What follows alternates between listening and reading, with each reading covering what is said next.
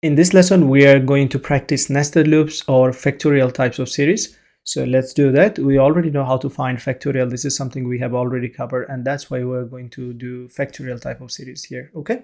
So again, if you can see 1 plus 2 plus 3 plus n, nothing is new, but the only difference is coming here. For all the series, we have factorial. So we need to find the factorial of a number. Okay, so let's start. It's going to be quite simple. Again, here what is important, your starting point, ending point, and also the difference, and then we'll see how to find the factorial. That's all. Okay, so let's start. Here I'm going to make some changes. So we have the starting point. If you need that, if you want to take that from user, this is something we can use, but for now we'll focus only the end point. And then we need to know the differences, something we are going to use. Okay, if we have to, let's continue.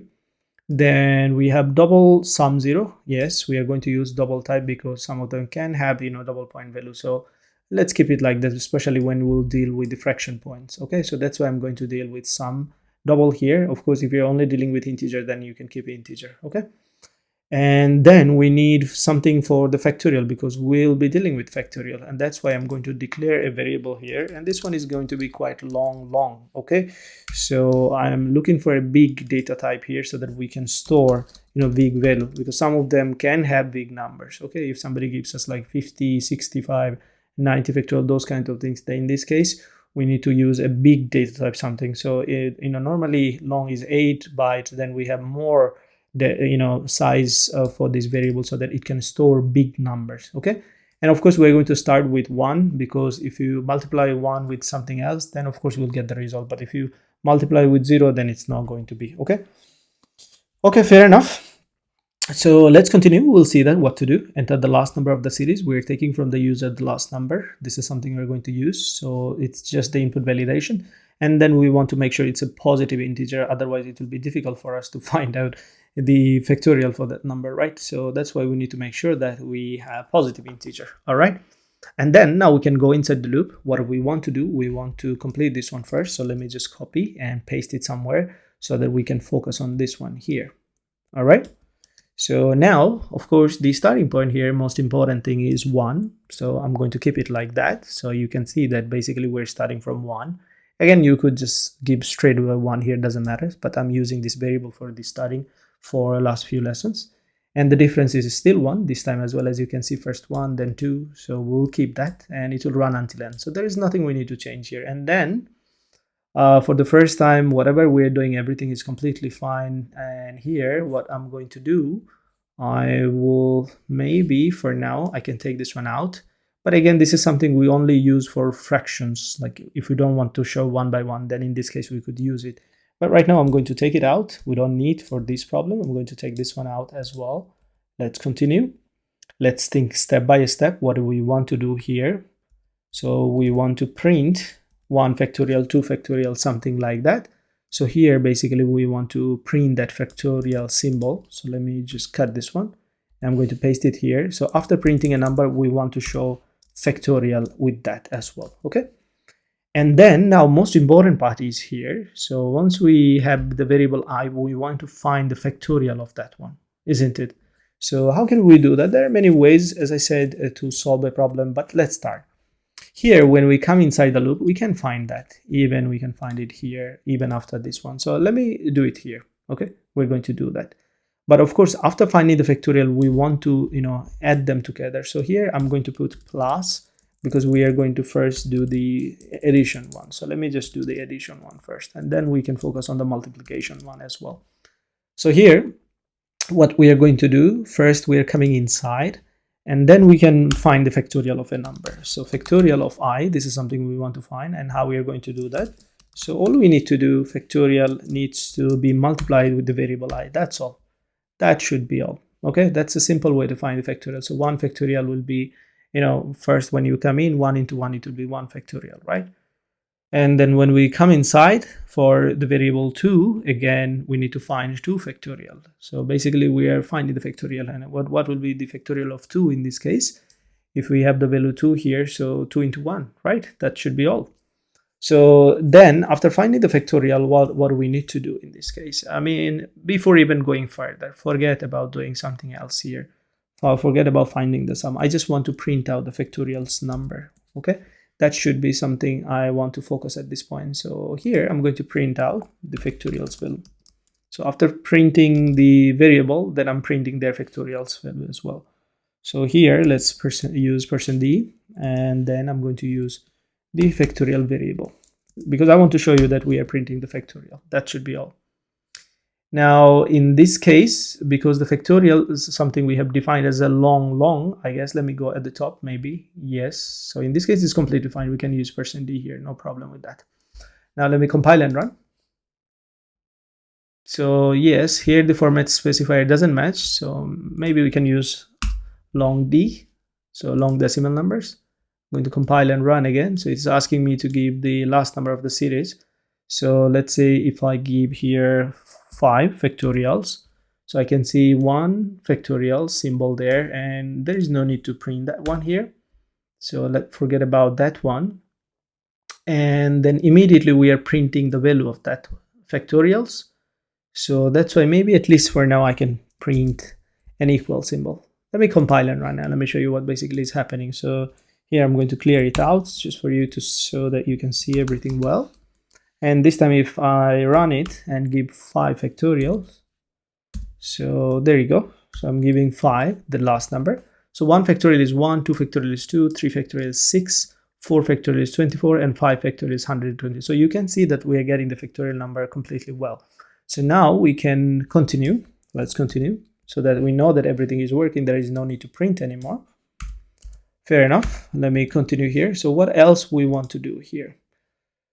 So there was like we have already used for long data type, but we should have long. So there was the format specifier issues, but that should not be our concern because we already know that it's working fine. So each time we want to add the factorial numbers with the sum. So let's do that, factorial. And let me take this one out. That should be all actually. We are done with this problem. And now in the end, we are going to print this sum. That should be all. Let's continue. Still, I have that error. That should not be my concern. So let me just continue here. Okay, fair enough. And then now we have a bit of issue here. And what is that issue we have? It says sum plus factorial doesn't work. And why is that? Because maybe the sum and factorials, they have 2 different data types, but that should not be a problem. Let me compile and run for now. Let's see if we have issue. No, that's not an issue. So here, let's say if I use 5 factorial, so basically we have 153 because 5 factorial is 120, and 4 factorial is going to be 43, and then 43, we have 432, so it's going to be 24. Yes, it is 153, but I don't want to show this assignment operator anymore. That was not needed for sure. So let me just get rid of it. There you go. We are going to compile and run again one more time just to check whether it does work. Here I'm going to give 5 again, and it does work completely fine. Okay, fair enough. I hope you got the idea how I have solved this problem. Now let's say I want to do it for multiplication, and we're going to do it together. But before that, I just want to keep a copy. So I'm going to copy and paste just for my future use. Now let's continue. This time we're going to do maybe this one. So let's focus on this one. Let's go down below here. I want to change the command so that we can focus on the exact one.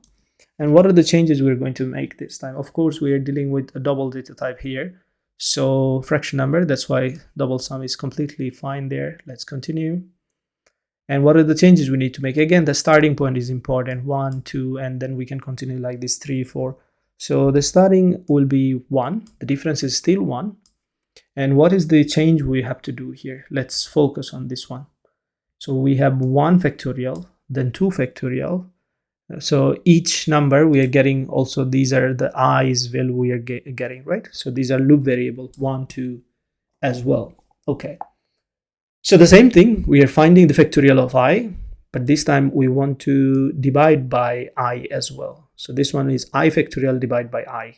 That should be our thinking. So if you focus here, I factorial divide by I. So let's continue here. We are going to say sum equal sum plus I factorial. So we are getting the factorial number already. Let me go at the top. We are getting the factorial number already. Then we are going to divide by I. So here we're going to divide by I. And that should be all basically. But again, try to think. We are, yes, still, I think everything is completely fine here. So what do you think?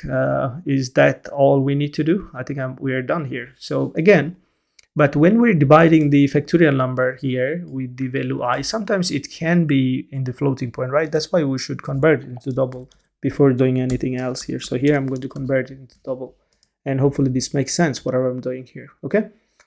And then also I want to show it nicely. So if you see, this is how I want to show it. So here I'm going to copy and paste just to explain you how things are going to happen. So these are our i's value. So here I'm going to print %d, and this one also I value %d. Therefore, I'm going to show here I comma I. That should be all. There is no need of 2 slash there. Okay, that should be all. Now we can run this program and we can try this one out. Let's see whether it does work. So here I'm going to make it a little bit bigger, and then let me compile and run again. So here, there you go. This time I'm going to give, let's say, 4. And we have 1 factorial divided by 1 plus 2 factorial divided by 2 plus 3 factorial divided by 3. Then we have 4 factorial by 4. And everything looks completely fine here. So I hope this one makes sense. Now we can try the other one, but let's see what we have inside the other one. Maybe I'm not going to do that, but I will share some of the tips if needed. So let's go at the top. Here, this time it's the opposite one. Of course, you can do this for sure. So let me come down below here and let me paste it here. What do you think? Cannot you do that? For sure you can do that. So you can see the change is now the other way. So what is the change? Basically, we'll have always 1 at the top. So starting is going to be, again, try to understand here the down one, the bottom one. So we have 1 by 1, then 1 by 2, 1 by 3, 1 by 4, something like this. So the starting is going to 1. It's going to run until n. Each time the difference is 1. But the only issue is at the top we'll have 1 always.